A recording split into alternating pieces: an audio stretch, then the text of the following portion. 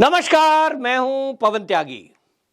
दिल्ली के deputy CM Manish Sisodia से CBI एक बार फिर से पूछताछ करने वाली है।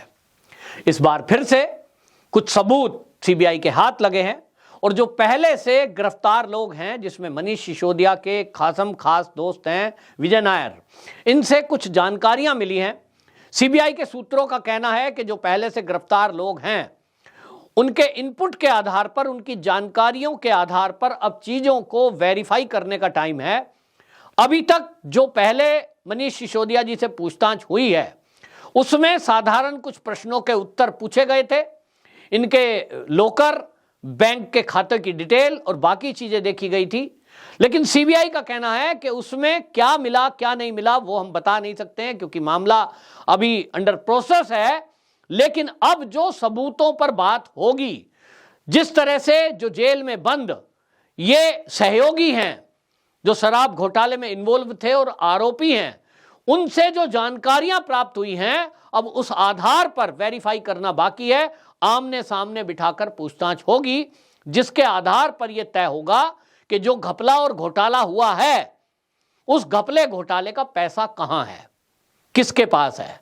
आपको बता दें, इस मामले में लेकर के ये तो पहले से ही तय है कि दिल्ली सरकार की जो आबकारी नीति थी, नियमों को तोड़कर, नियमों को ताक पे रखकर किन्हीं शराब व्यापारियों को लाभ पहुंचाने के लिए यह सब किया गया।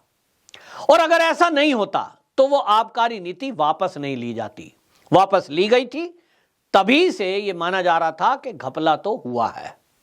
जैसे ही सीबीआई की इंक्वायरी की बात भारतीय जनता पार्टी के नेताओं की तरफ से हुई थी, तत्काल आनन फानन में इस आबकारी नीति को वापस ले लिया गया। दूसरी बात, आम आदमी पार्टी के नेता और ये मनीष सिसोदिया जी भी बार बार ये कहते हैं, कुछ भी करो, मैंने तो कुछ गलत किया नहीं है, पहले भी जांच हुई है, मिला तो कुछ नहीं है, तो फिर मेरे को परेशान किया जा रहा है, सीबीआई झूठे आरोप लगा रही है। तो सीबीआई के सूत्र भी और बीजेपी के नेता भी एक सवाल पूछ रहे हैं कि सिसोदिया जी, यदि आपने कोई गलत किया नहीं है, पहला सवाल तो वही बार बार है कि आपने फिर आबकारी नीति वापस क्यों ली? सही नीति थी, सरकार का फायदा पहले की तरह हो रहा था, किसी व्यापारी को आप फायदा नहीं पहुंचा रहे थे, तब फिर शराब नीति वापस क्यों ली? दूसरा सवाल, आपने जितने फोन नंबर बदले, वो फोन क्यों बदले? आईफोन थे, उनको कई बार बदला गया, पुराने फोन नष्ट किए गए, नए फोन खरीदे गए, क्यों? 1-1.5 करोड़ रुपया कोई उसके लिए खर्च करेगा? 140 फोन इस सब ग्रुप ने नष्ट कर दिए। इतनी बड़ी संख्या में फोनों को नष्ट करने की जरूरत क्या थी? अगर कोई गड़बड़ नहीं थी तो फिर यह सबूत मिटाए क्यों? आपके पास भी, जितने दर्शक हैं हमारे, सबके पास फोन होता होगा। किसी के पास 10,000, 20,000 और किसी के पास 5,000 का भी है, तो कोई तोड़ देगा क्या उसको बिन बात, जब कोई गलती नहीं है? इन्होंने 1-1 लाख रुपए के फोन फेंक दिए तोड़कर। सोचिए कितनी घबराहट है। फिर ये कहते हैं साहब हमने तो कुछ किया ही नहीं है। तो किया नहीं है तो बौखलाहट और बयानबाजी क्यों है? सीबीआई बुला रही है, जाइए, सवाल जवाब होंगे, आ जाएंगे वापसी। बार बार एक बात को कहना, मोदी हम पर हमला कर रहे हैं कि दुरुपयोग एजेंसियों का। भाई, एजेंसियों का दुरुपयोग तो ये होता है कि अभी तक एजेंसी कुछ भी फर्जी आरोप लगाकर जेल में डाल चुकी होती, जैसे पुलिस वाले कई बार कई करते हैं। हमने देखा है, हम बचपन से अब तक देखते आए हैं पुलिस के सिस्टम को।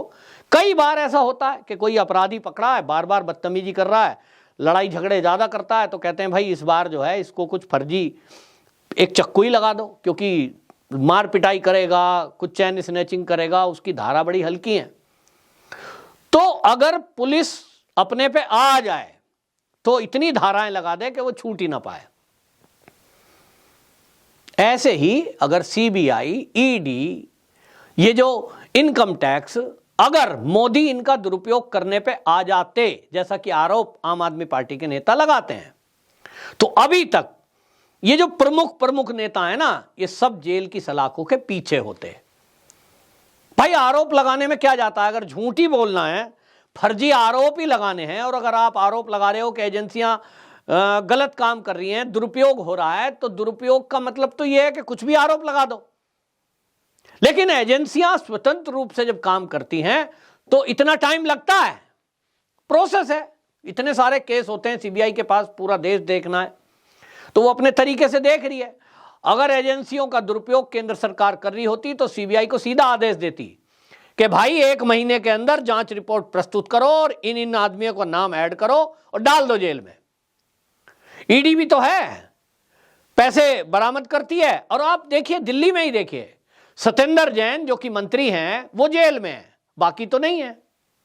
नहीं तो हो सकता था कि ईडी को अगर आप ये कह रहे हैं, आरोप लगाकर के वो दुरुपयोग हो रहा है और वो गलत कर रही है, वो फेक फर्जी केस दर्ज कर रही है, तो क्या ईडी को इस काम के लिए कोई रोक लेता कि वो कहती साहब हमें तो बताया है सत्येंद्र जैन ने कि भाई पैसे जो है केजरीवाल जी को भी दिए हैं, मनीष सिसोदिया को भी दिए हैं, तीनों पकड़ कर बंद कर दो 1-1 करोड़ रुपया लगाकर।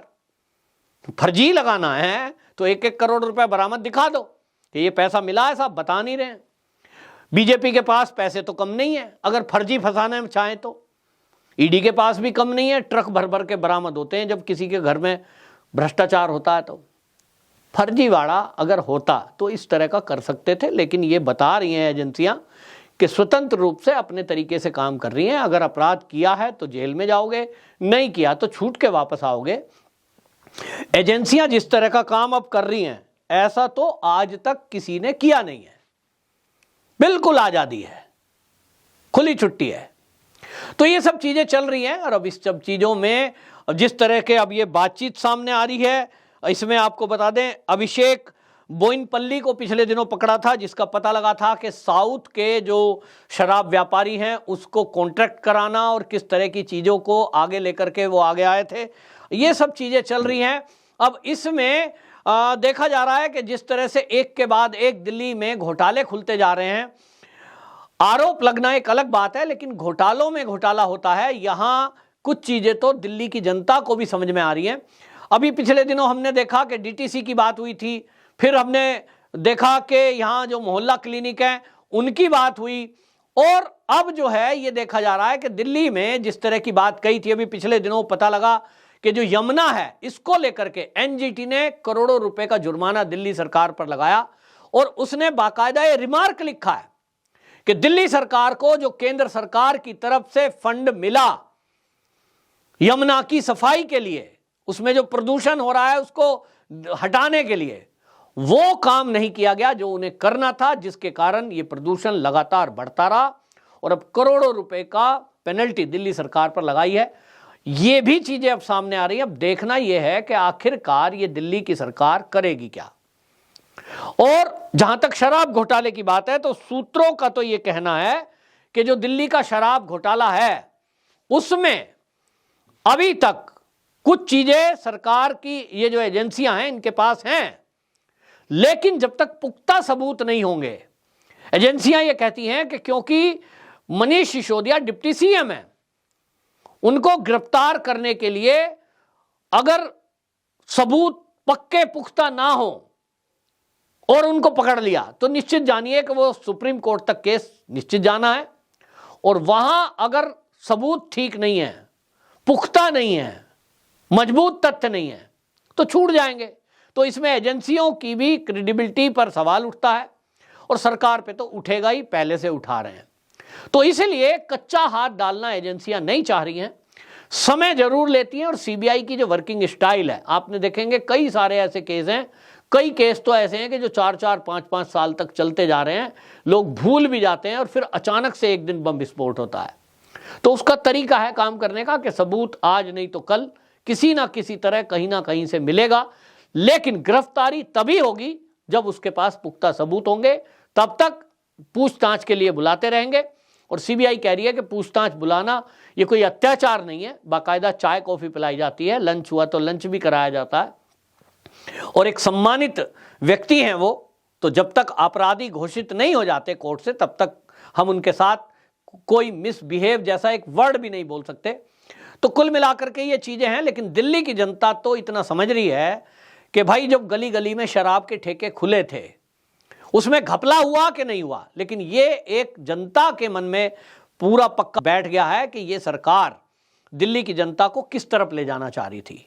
गली मोहल्ले में जब शराब के ठेके खुले थे, घरों में माताओं की चिंता बढ़ गई थी कि उनके जो बच्चे हैं वो गली मोहल्ले में जाएंगे और शराब का ठेका देखेंगे।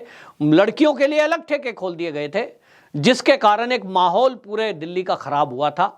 तो दिल्ली की जनता तो ये तय कर चुकी कि केजरीवाल, उनके लिए ये सरकार आम आदमी पार्टी अच्छी नहीं है, क्योंकि शराब परोस रही है। शराब के लिए गली मोहल्ले में जो ठेके खोल दिए गए थे उससे माहौल खराब हो रहा था। अच्छा हुआ ये वापस ले लिया। सीबीआई गिरफ्तार करती है कि नहीं करती है, मनीष सिसोदिया दोषी सिद्ध होते हैं कि नहीं होते हैं, लेकिन दिल्ली के लोगों का कहना है कि इतना तो इस केस के आने से हो ही गया कि वो जो शराब नीति गली मोहल्ले में ठेका खोले थी वो वापस हो गई। दिल्ली के लोगों ने राहत महसूस की है। वंदे मातरम।